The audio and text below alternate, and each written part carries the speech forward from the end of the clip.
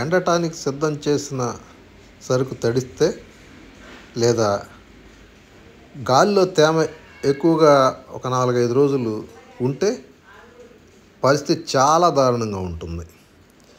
అదే స్థితి ప్రస్తుతం రాష్ట్రంలో కొనసాగుతూ ఉంది. దీనివల్ల మిర్చి కూర్చిన పొగాకంటే బర్లీ పొగాకి తీవ్రమైన ఇబ్బంది ఏర్పడుతూ ఉంది. అదేంటో చూద్దాం ఒకసారి.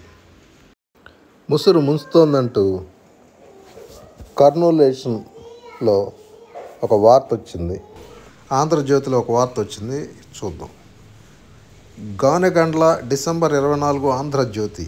గత 4 రోజులుగా బంగాళాఖాతంలో ఏర్పడిన తుఫాను కారణంగా జిల్లా పశ్చిమ ప్రాంతంలో ముసురు కమ్ముకుంది. దీంతో మిరప పంట దెబ్బతింటుందని రైతులు ఆవేదన వ్యక్తం చేస్తున్నారు.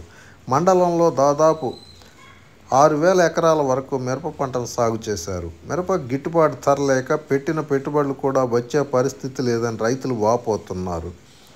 క్వింటా కేవలం 7,000-9,000 లోపే పలుకుతుంది. ఎకరాకు దాదాపు 1,00,000 వరకు పెట్టుబడి పెడితే 50,000 కూడా వచ్చే అవకాశం లేదని రైతులు లబోదిబో అంటున్నారు. ప్రభుత్వం ఆదుకోవాలి అంటున్నాడు బడేసా నాయుడు, రైతు, గోనెగండ్ల. 2 ఎకరాల్లో మిర్చి పంట సాగు చేసి 2 లక్షలు పెట్టుబడి పెట్టా. అయితే ముసురు కారణంగా చేతికి వచ్చిన పంట మొత్తం తడిసిపోయి రంగు మారిపోతుంది. మార్కెట్లో ధర లేదు. ప్రభుత్వమే ఆదుకోవాలని చెప్పి ఆయన అంటున్నాడు. ఎండగట్టిన బర్రెలకు కూడా ఇదే పరిస్థితి ఉంటుంది. పట్టగప్పి రోజుల తరబడి ఉంచినా బూదొచ్చింది. అదేవిధంగా ముసురు కుంచినా కూడా చెడిపోవటం ఖాయం.